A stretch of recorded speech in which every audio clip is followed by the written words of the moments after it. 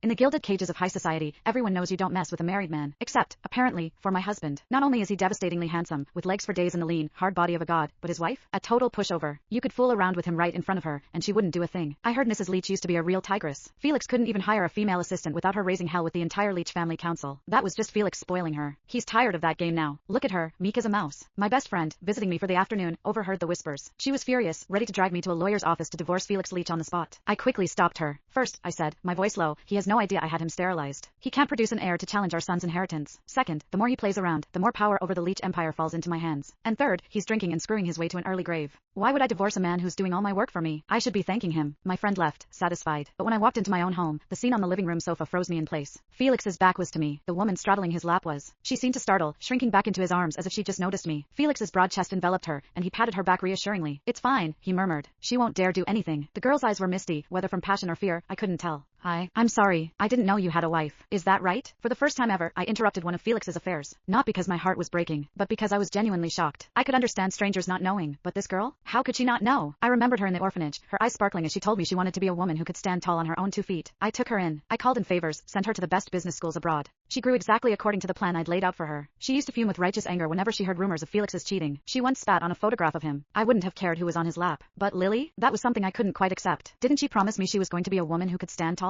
But I heard your wife is a notorious tigress. I'm scared. Lily trembled in his arms. Felix draped his jacket over her bare shoulders, then stood, positioning himself between us. I'm the one who pursued her, he said, his voice hard. If you have a problem, you take it up with me. My gaze lingered on the girl behind him for a moment longer. I sighed. I turned and walked into the bedroom. As the door clicked shut, I heard his voice, soft and coaxing. Don't worry, sweetheart. The whole tigress thing is ancient history. She won't touch you now. I leaned against the window, exhaling a slow plume of smoke. He wasn't wrong. When we first got married, I was a different woman. If Felix so much as looked at another woman for too long, I'd make him regret it for a week. Hiring a new female assistant? That was grounds for me to call a full meeting with the Leach family elders. His friends all laughed, saying he'd married a shrew. He would just smile and say a happy wife meant a happy life, and that they were all just jealous. He loved spoiling me, indulging my every whim, and he forbade anyone from calling me a tigress. Under my strict supervision, his business flourished. Then, one day, out of nowhere, he changed. Are you ever going to let up? He'd snarled, his patience finally snapping. It hit me then. Felix wasn't that small-time business owner anymore. He was Felix Leach, CEO, a man with his own pride, his own power. He stopped hiding the lipstick stains on his collar. He fired the brilliant executive assistant I'd handpicked for him and replaced her with a string of pretty faces he preferred. The women came and went, a revolving door of faces. And those same friends who once called me a tigress now clapped him on the back. Now that's more like it. This is how a man should live. From the living room, the woman's moans grew deliberately louder. I hadn't realized Lily was the type to gloat. I slipped in my earbuds and said nothing. After it was all over, Lily, wrapped in nothing but a towel, knocked on my door. Aurora, she began. I